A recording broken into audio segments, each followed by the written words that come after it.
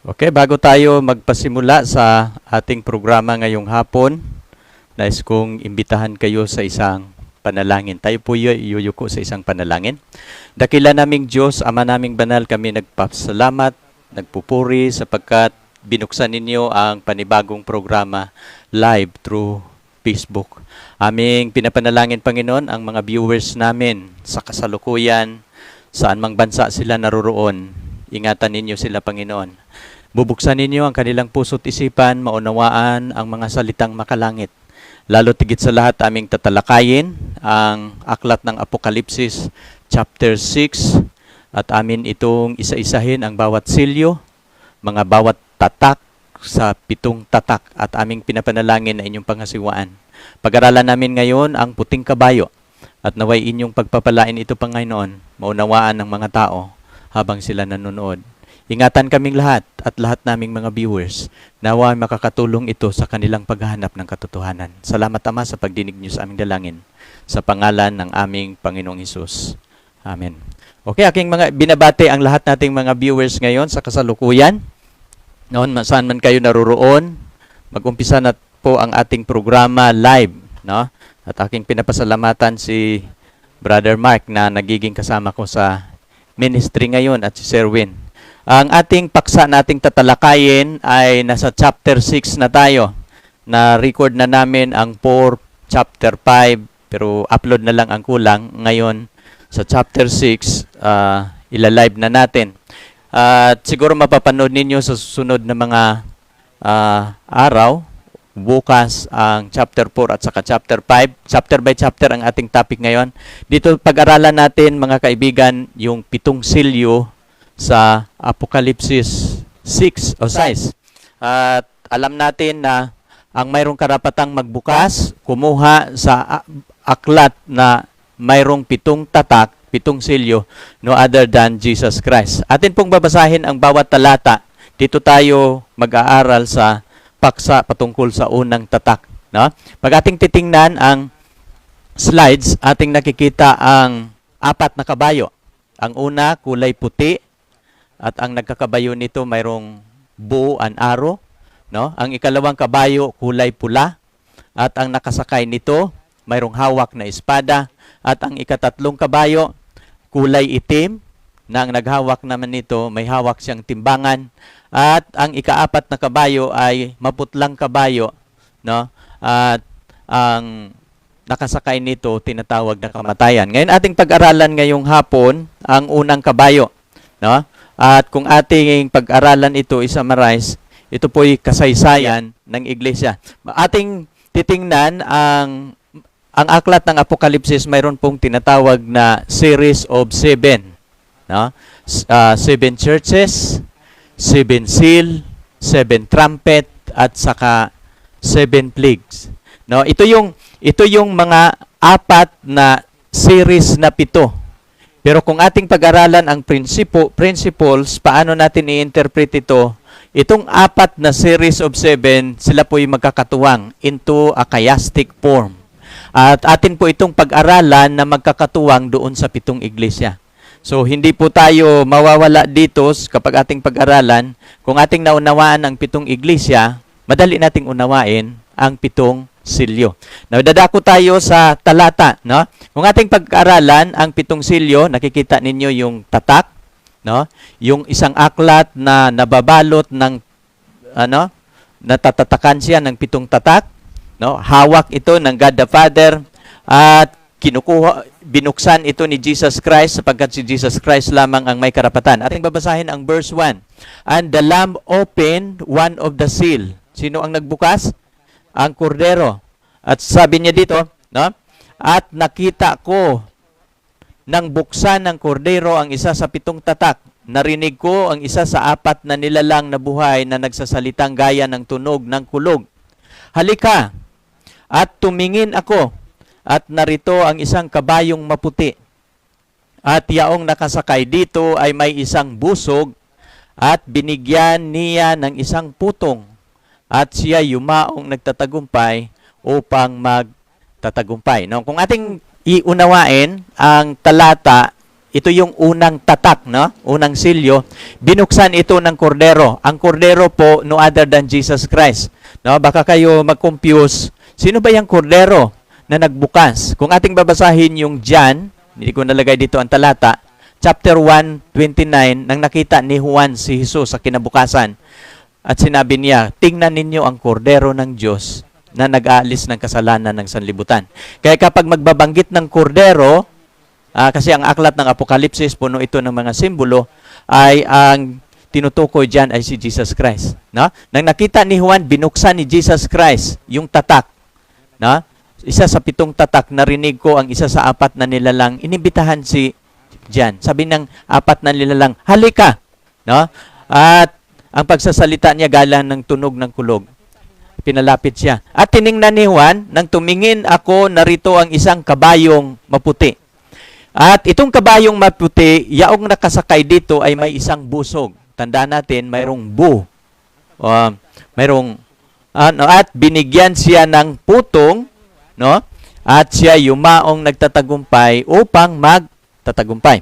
Ito yung unang silyo, at nang binuksan, mayroong maputing kabayo. At ang nakasakay sa maputing kabayo, mayroon siyang buo at saka aro, at binigyan siya ng putong, crown. No, mapapansin ninyo, ito yung larawan niya, binigyan siya ng crown. At nang binigay sa kanya yung crown, no, yumaon siyang nagtatagumpay. Isa-isahin po natin ito para ating maintindihan. Kapag magbabanggit ang Biblia ng puti, no, sa Bible, nagrepresent po yun ng purity. O kung sa Bisaya pa, kaputli, kaulay, no? Ito yung ano niya. Pero sa English, nagsimbolo po yun ng purity ng pananampalataya. Kung ating naintindihan yung kasaysayan, yung 7 churches, yung kasaysayan sa 7 iglesia, no? Ang 7 silyo ay 2 po ang ating titingnan dito upang ating maintindihan ang 7 silyo. Ang 7 silyo, atin po itong unawain, no? Kapag ating titingnan ang kabayo, yan po ang nagsimbolo sa kasaysayan ng iglesia. Paano nababago ang kanyang kulay, no? Nagpasimula siya sa puting kulay, puting kabayo, no? Ating pag-aralan mamaya ano yung kahulugan ng kabayo, bakit puti. Nang binuksan ang unang silyo, lumabas ang puting kabayo. Ating unawain yan maya-maya, pero dito muna tayo sa kulay na puti, no? Kapag magbabanggit ng puti, representing purity ng kanyang iglesia. Nagpasimula ang kasaysayan ng iglesia, no? In a purity of faith, purity of doctrine, ang kahulugan yan. Kapag ang magbabanggit naman doon sa nagsakay sa kabayo, ang nagsakay sa kabayo, yun yung nagkontrol. Yun yung mayroong kapangyarihan kung bakit nagiging puti ang kabayo dahil sa nagkontrol na nakasakay. No? Kaya nga, ang puting kabayo, ito yung kasaysayan ng iglesia. Ito yung kanyang nilalarawan ng Diyos ang kasaysayan ng iglesia. Ano naman yung nakasakay sa kabayo, Brother John? Ito yung political power, no? Ito yung na nagkontrol kung paano nakaapekto sa kulay ng kabayo. No, mamaya sa susunod inyong mas lalong maintindihan ang kulay ng kabayo kasi ano bang political power sa panahon sa pulang kabayo. No, nga dito muna tayo. Dito tayo sa puting kabayo, ating unawain 'yan. No, ang puting kabayo, mayroon po siyang nakasakay, no? Nakasakay siya, mayroon po siyang hawak na pana. Pana ang siya. Tapos siya? Mayroon siyang crown, no? Mayroon siyang crown sa pagtatagumpay. No, mayroon siyang corona, mayroon siyang kingly power at yumaon siya o yumaon ka at ikaw ay magtatagumpay. Kaya nga mapapansin ninyo yung nakasulat sa Biblia. Ating pag-aralan, ano ba ang simbolo ng puting kabayo? No? Biblia po lahat at ating batsihan sa ating pag-aaral. Ano ba, Brother John, ang sinisimboluhan ng puting kabayo? At saan ba natin mapapatunayan na yan ay iglesia ng Diyos? Sinabi ko kanina, ang puting kabayo, ito po yung kasaysayan ng iglesia. Kung ating naintindihan yung 7 churches, no? Kapag ating pag-aralan ang 7 silyo, ay magkakatuwang po yan sa 7 churches. Pero sa unang pagbukas, nakikita natin ang kulay ng kabayo, kulay puti. Ating titingnan ang talata, Sakaraya sa aklat ng Zacarias 10, versikulo 3. Sabi niya dito, "Mine anger was kindled against the shepherd." Sabi niya dito, "And I punished the goats, for the Lord of hosts hath visited his flock, the house of Judah, and hath made them as his godly horse in the battle." No, mapapansin ninyo, his flock, the house of Judah. Ang kaniyang, ang sabi niya, nagalit siya doon sa shepherd, di ba? At parusahan niya ang kambing. At sabi niya, "For the Lord hath visited his flock."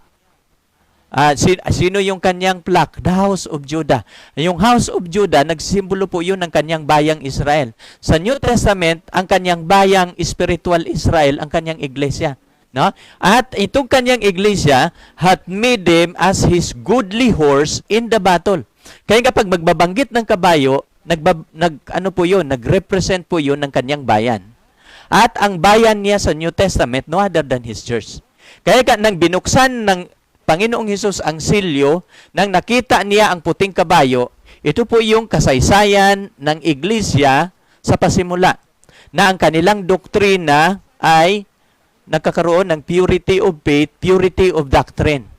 No? Pero sangayon sa kasaysayan, sa 7 silyo, ang itong purity of doctrine, kasunod na kabayo, nagbabago. Pero dito muna tayo, para hindi tayo makumpuse sa puting kabayo. Naintindihan ninyo ang kahulugan ng kabayo? Ay, ito po bayan. No? Ating babasahin na lang sa Tagalog para hindi tayo malilito. Sabi niya dito, "Ang aking galit naglaban sa mga pastor." Nag-alab laban sa mga pastor.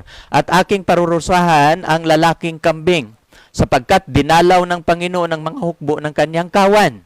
Ang sambahayan ni Judah," ito yung kawan niya, ang sambahayan ni Judah, "at kanyang gagawing silang parang maggilas na kabayo sa pagbabaka." Kaya nga ang kabayo, no, ito po yung church ng Panginoon na maggilas para sa pagbabaka. Kaya nga, nakikita ninyo yung pagbukas sa unang silyo, nakita natin ang puting kabayo at ang sakay, kasi makipagbaka ang kanyang iglesia, mayroon siyang dalang pana, mayroong buo at saka aro.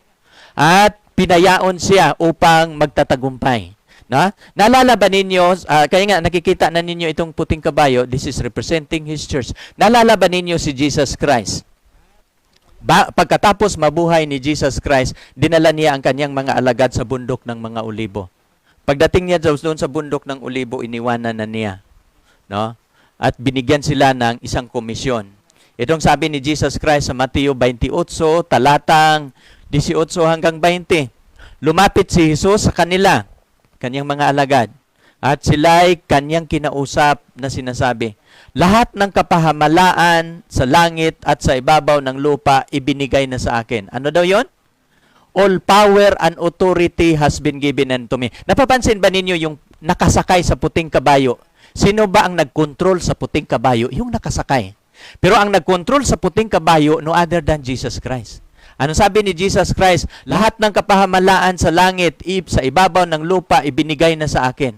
Kaya nga, inuutosan niya sa 19, "Dahil dito magsiyaon nga kayo, gawin ninyong mga alagad ang lahat ng mga bansa, at sila inyong bautismuhan sa pangalan ng Ama, ng Anak, at ng Espiritu Santo, na ituro ninyo sa kanila na kanilang ganapin ang lahat ng mga bagay na inuutos ko sa inyo, at narito ako'y sumasa inyo palagi hanggang sa katapusan ng sanlibutan." No, napapansin ninyo, binabanggit ko kanina na yung nakasakay, mayroon siyang crown. Kasi ito representing Jesus Christ ang nakasakay sa kabayo. All power and authority, that is a crown of kingly authority. Saan ano ang kapangyarihan? Lahat ng kapahamalaan sa langit, sa lupa at sa sa ibabaw ng lupa ay ibinigay na sa akin. At dahil dito, inuutosan niya ang mga alagad na sila'y humayo, magtatagumpay, ipangaral ang magandang balita. At ito yung pangako ng Panginoon, sasamahan sila hanggang sa katapusan ng sanlibutan. Maliban dyan, sa Mateo, atinding babasahin ang aklat ng Apokalipsis 19. Paano natin mapapatunayan na si Jesus Christ yun nakasakay sa white horse? Babasahin din natin ang chapter 19. Mayroon ding white horse dyan at ang nakasakay, sino ba yung nakasakay sa white horse? Ano ba ang kanyang pangalan? Ating babasahin ang chapter 19, 11 to 13. "And I saw heaven open." No, nakita ang langit na nabukas. And behold, a white horse. And he that sat upon him was called Faithful and True. Alam niyo sa aklat ng Apokalipsis, ang pangalan ni Jesus Christ, tapat at totoo. And in righteousness he that judge and make war. His eyes were as a flame of fire, and his head were many crown. Na napapansin ninyo kanina, yung binuksan yung puting kabayo, ang kanyang ulo, mayroong korona. And he had a name written that no man know but he himself. And he was clothed with a vesture deep in blood. Nadadamitan siya na mayroong na deep in blood, no, natuslob doon sa dugo. And his name is called the Word of God. No, kaya nga sa John 1:1, sa John 1:1 ang tinatawag ang kanyang pangalan na Word of God. Kapag ating i-interpret, unawain ang chapter 19:11 to 13, lahat dito ang pangalan at description ay ang nakasakay sa kabayo no other than Jesus Christ. So sana ating naintindihan, no? Ang kabayo at ang nakasakay sa kabayo, ang kabayo representing the church at ang nakasakay sa kabayo si Jesus Christ. Mayroon po siyang authority. Ano po yung buo at saka aro? Mamaya inyo yung maintindihan. Kaya nga ito yung kanyang mga alagad. Ito yung larawan, nakikita ninyo. Inuutosan sila ng Panginoon na mangaral. At nangaral ang kanyang mga alagad. At ano pong resulta sa kanilang pangangaral? Dito muna tayo, ating pag-aralan yung buo at saka aro. Saan ba natin yan mababasa sa Biblia, sa Old Testament? Ating isa-isahin. Kapag ating babasahin ang Psalms 64 verse 7, But God shall shut at them with an arrow, suddenly shall they be wounded. No, napapansin ba ninyo sa Psalm 64:7? But God shall shut them. Di ba napapansin ninyo yung nakasakay sa kabayo? Si Jesus Christ yun. Pero ito si Jesus Christ na may hawak ng bow at arrow. Siya yung mag-shot them with an arrow. Suddenly, they shall be wounded. At ito po yung paglalarawan kung paano ipapangaral ang magandang balita sa pamamagitan ng mga alagad na kinukomisyon niya. So sana inyong naintindihan, no? Ating pang idadagdagan ang talata dito sa Habakuk. Against the rivers, was thine anger against the rivers, was thy wrath against the sea, that thou dost ride upon thine horses and thy chariot of salvation. Diba napapansin ninyo, ang Diyos nakasakay sa nakasakay siya sa horses, chariot of salvation. Kasi ang commission niyang pabalita, no, ang commission na binigay niya sa mga alagad is the gospel of salvation. Thy bow was made quite naked. Ang pabalita ng Panginoon, nagsimbolo ng bow. According to the oath of the tribes, even thy words, sila, and the deeds cleaves the earth with rivers. Kaya nga, kapag magbabanggit ng buo at saka aro, nilalarawan lang yon ang pabalita ng Panginoon na, parang ang Diyos habang pinapangaral ng mga alagad, ang salita niya, ang Diyos ay, sinusyot niya yung buo at saka aro sa mga puso ng tagapakinig ng kanyang mga alagad. No? Kaya ng kanyang mga lingkod. Saan ba natin yan mababasa sa ibang referensya sa Biblia? Yung pinapaliwanag mo, Brother John. Ating babasahin ang aklat ng mga gawa. The chapter 2, verse 37. Ano bang nangyayari nung pagkatapos ng aral ang mga alagad? Dito, sa 37, chapter 2 ng gawa, 37 at saka 38, nang narinig nga nila ito, nasaktan ang kanilang puso. Nang nangangaral si Apostol Pedro, no? Pagkatapos niyang mangaral, narinig nila ang salita, anong nangyayari? Nang narinig nga nila ito, nangasaktan ang kanilang puso. At sinabi nila kay Pedro at sa ibang mga apostol, mga kapatid, anong gagawin namin? At anong sabi ni Apostol Pedro? At sinabi sa kanila ni Pedro, magagsisi kayo, magpabautismo ang bawat isa sa inyo sa pangalan ni Hesukristo sa ikapagpatawad ng inyong kasalanan at tatanggapin ninyo ang kaloob na Espiritu Santo. At ito yung nagiging larawan, ano yung nagiging resulta, no? sa description doon sa aklat ng Revelation, nang binuksan ni Jesus Christ yung puting kabayo, no, lumabas yung kabayong maputi at ang nakasakay na may hawak na pana.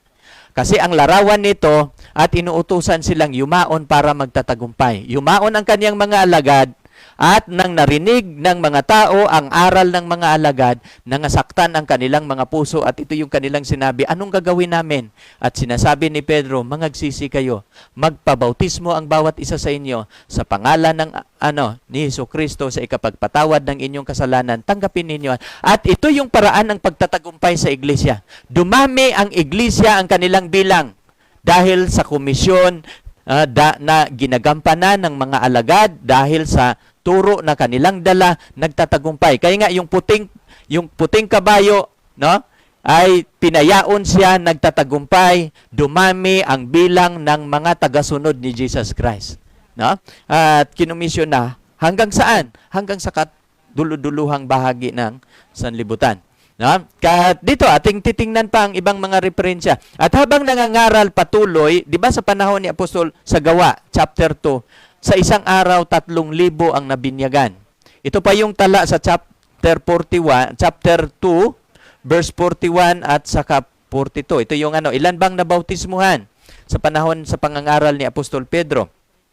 Yaon nga nagsitanggap sa kanilang salita, nga bautismuhan, nga dagdag sa kanila araw-araw yaong may 3,000 kaluluwa. No? Ilan yung nabibinyagan ng nangangaral si Apostol Pedro sa aklat ng Gawa chapter 2? 3,000 kaluluwa. Pag magbabanggit ng kaluluwa sa Biblia, hindi po yun mga patay, kundi mga taong buhay yun na nakikinig sa salita ng Panginoon. At sila'y nagsipanatiling matibay sa turo ng mga apostol at sa pagsama-sama, sa pagputol-putol ng tinapay at sa mga panalangin. So, ito yung pagtatagumpay ng iglesia. Ano yung nagsisimbolo sa puting kabayo? That is the purity of teaching, purity of faith, faith na tinuturo. At ito yung walang bahid, korupsyon, walang kasinungalingan, walang halong dayang turo. Kaya nga, puting kabayo. At ang nakasakay na may korona ay si Jesus Christ. Dating babasahin ang Gawa 4:4. Datapwat maraming nangakarinig ng salita ay nagsisampalataya, ang bilang ng mga lalaki umaabot ng 5,000. Lalaki lang yan. Hindi kasama dyan ang babae at mga bata. Kasi sa Biblia, pag ang bibilangin ng Panginoon, ang bilang ng mga tao, karamihang binibilang, lalaki lang. Hindi kasama ang babae. Pagkatapos sa 3,000 na pangangaral, kasunod na mga araw, 5,000 ang nananampalataya. No? Ay umaabot na sila ng 5,000, iba pa yung 3,000. No? At dito tayo sa 14:13. Nang nakita nga nila sa katapangan ni Pedro at ni Juan, pagkatalastas na sila'y taong walang pinag-aralan, mga mangmang. No? Titingnan mo yung Bible, no? Ang mga ginamit ng Panginoon, walang pinag-aralan at mga mangmang. Nangagtaka sila, nangakilala nila na sila'y nangakasama ni Jesus. So, itong mga ngaral na nangaral sa salita ng Panginoon, kasama sila ni Jesus. Kaya nga itong aral na dala nila, itong aral at mga ngaral, ito yung nag-represent ng kabayo. Sila yung kinumisyon ng Panginoon na mga ngaral. Dumami sila dahil sa aral na dala-dala ng mga alagad. Sila yung church, pure church, na sinasakyan ni Jesus. Na? Si Jesus ang may control.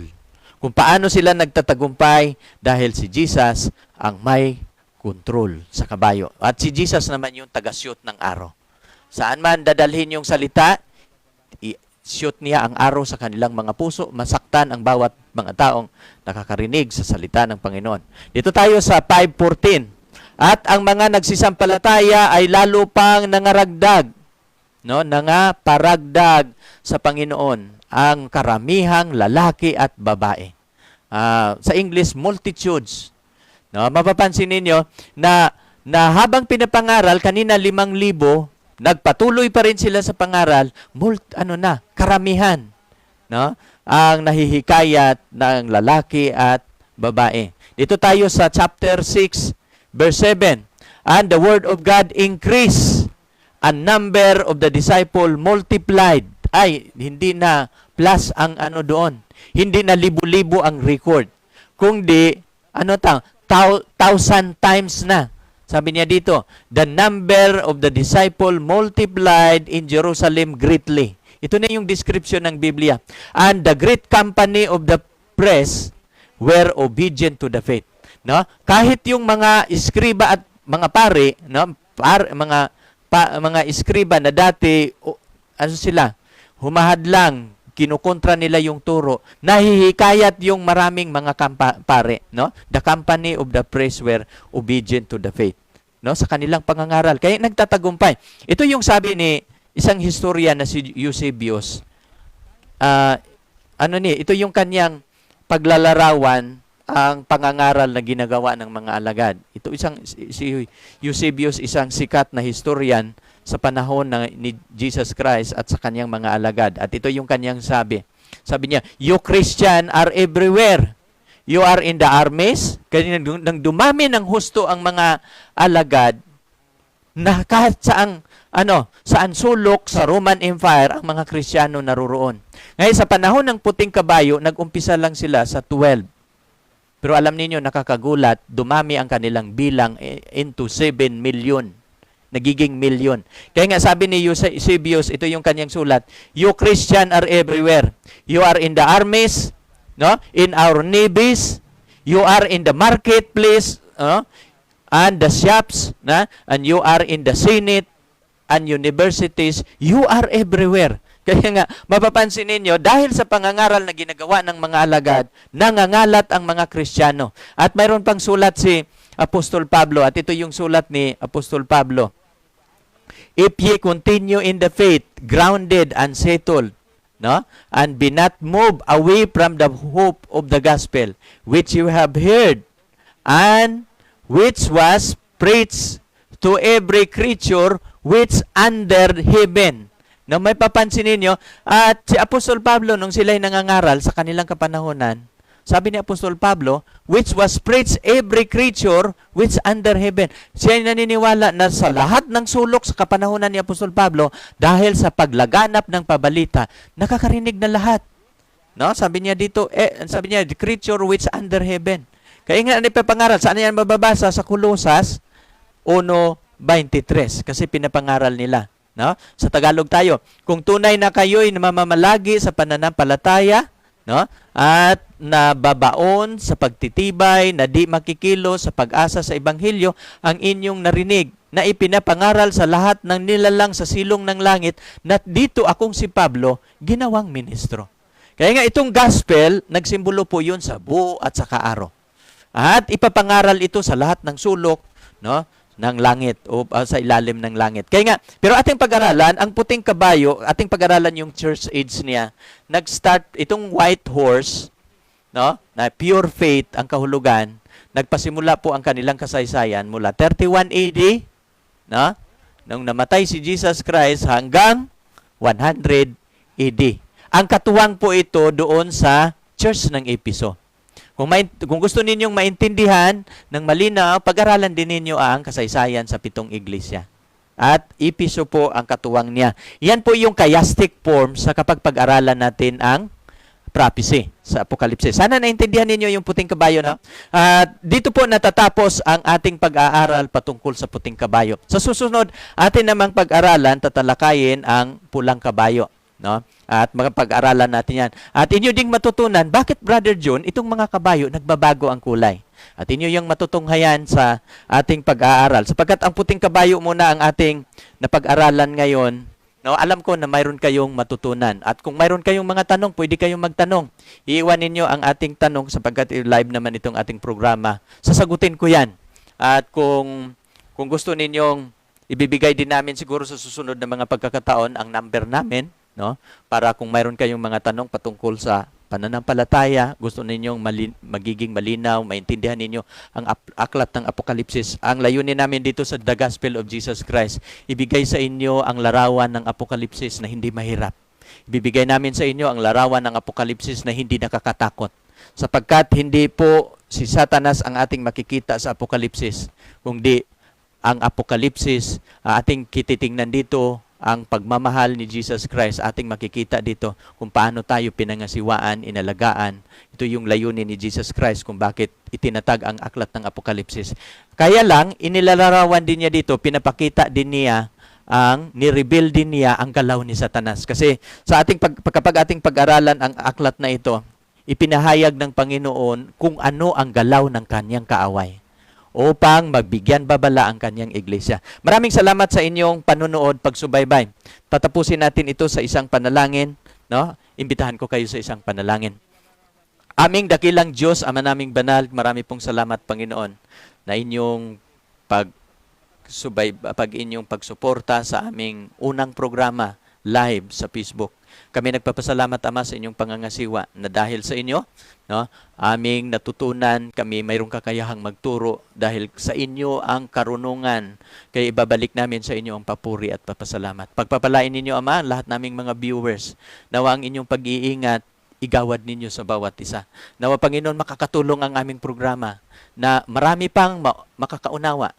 At habang kanilang sinusubaybayan, mas maranasan nilang magkakaroon ng relasyon sa inyo, mapapalapit sa inyo. Aking pinapanalangin ang lahat kong mga taga-subaybay, mga kaibigan sa Facebook, na sana lalaganap ito sa pamamagitan ng kanilang pagsishare. Maraming salamat sa inyong pangangasiwa sa aming buhay, sa inyong paggamit sa amin, at naway makahikayat ito ng mga kaluluwa na magmamarch sa papunta sa inyong kalangitan. Maraming salamat, Panginoon, sa pagdinig sa aming dalangin. Salamat sa inyong kabutihan. Sa pangalan ng aming Panginoong Hesus. Amen. Okay, minsan pa aming binabati ang bawat isa hanggang sa susunod na programa sa The Gospel of Jesus Christ. Sa susunod, abangan ninyo ang ikalawang silyo patungkol sa puting kabayo at umaasa ako na inyong lalong maintindihan ang bawat kulay ng kabayo nating tatalakayin sa susunod.